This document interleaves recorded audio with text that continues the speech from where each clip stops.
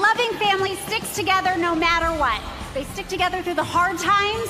They support each other. I'm not going to get into the weeds on executive privilege. It took me about 3 to 4 months to be able to bear all my weight.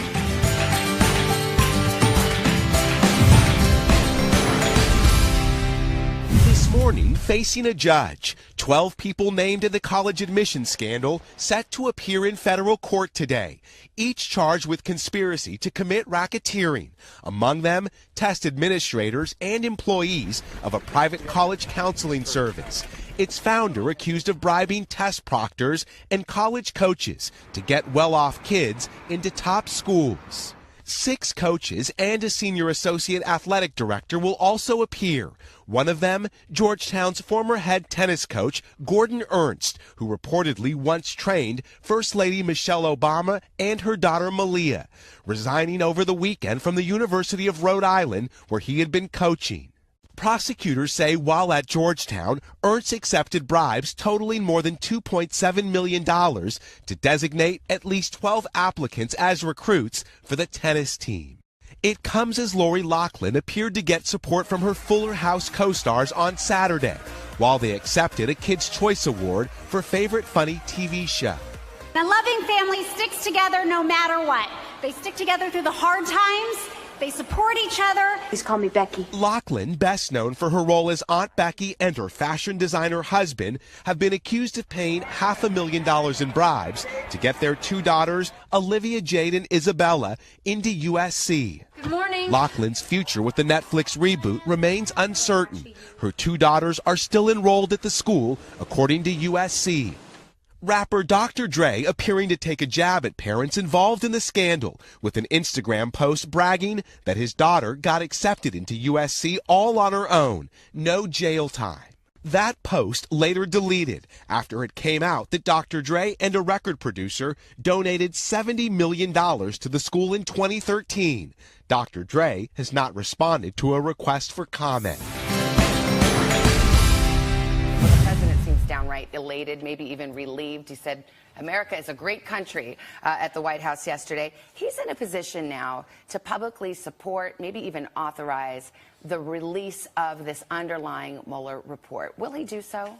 I think that the president is doing exactly what he should, and that's leaving that decision into the hands of the attorney general, and we'll see what decision he makes on that front. Is he willing to, for example, waive any claim of executive privilege so that, again, this could be made public? I'm not going to get into the weeds on executive privilege. That's a determination, again, that the attorney general and White House counsel's office would have to make, because they do want to protect individual Americans, and they also want to protect the office of the presidency. This is something, frankly, that should never have happened.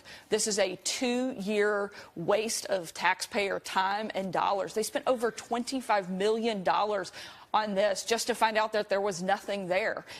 This should never happen to another president, and we want to make sure that the institution of the president is protected. Let's be clear about what this report, what this letter is and what it isn't. It is an exoneration, a legal exoneration with regard to conspiracy or collusion. As to this issue of whether the president obstructed justice in this investigation, the special counsel doesn't say, and in fact makes a point to say this report does not conclude the president committed a crime. It also does not exonerate him. So would you acknowledge it is incorrect for the president to call this a total exoneration? Not at all. It is. It is a complete and total exoneration, and here's why. Because the special counsel, they said they couldn't make a decision one way or the other. The way the process works is then they leave that up to the attorney general. The attorney general and the deputy attorney general went through and based their decision on Mueller's investigation. This wasn't based on just their own ideas and their own thinking. It was based on Mueller's investigation. In point of fact, you have a special counsel because the person is supposed to be independent and supposed to make this legal judgment. In this case, for whatever reason, Mueller didn't. Attorney General Barr took it upon himself to issue a legal conclusion.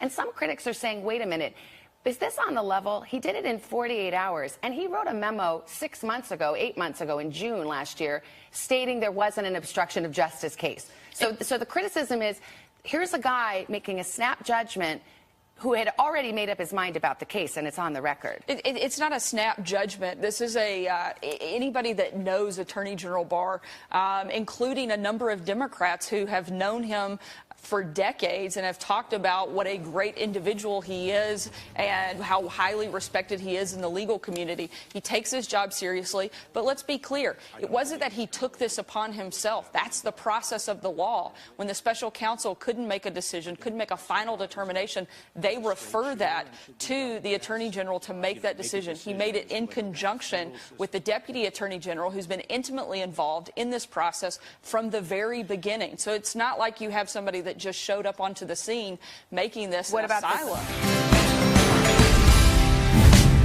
I'm Daniela Bim. I'm the hair suspension artist for Volta Cirque du Soleil. Hair suspension is painful when you're learning, but every discipline in the circus is. It took me about 3 to 4 months to be able to bear all my weight only in my scalp. Also for my body to get stronger, my neck to get stronger, my hair follicles to get stronger, my whole spine. It's very important to respect that time of learning so you don't hurt yourself. Nowadays, I'm not sure if I don't feel it anymore, if I got used to, if I got stronger, but on stage, I'm not in pain at all. I'm not suffering, I promise you that. We usually have rehearsals around like 1 hour, depending on the discipline you're performing. One strand of hair is very weak, so the trick in my act is to get all the hair together so it's strong. And I spend like 25 minutes, 30 minutes doing a set of knots that allowed my hair to sustain my whole weight. It's only a metal ring and a rope.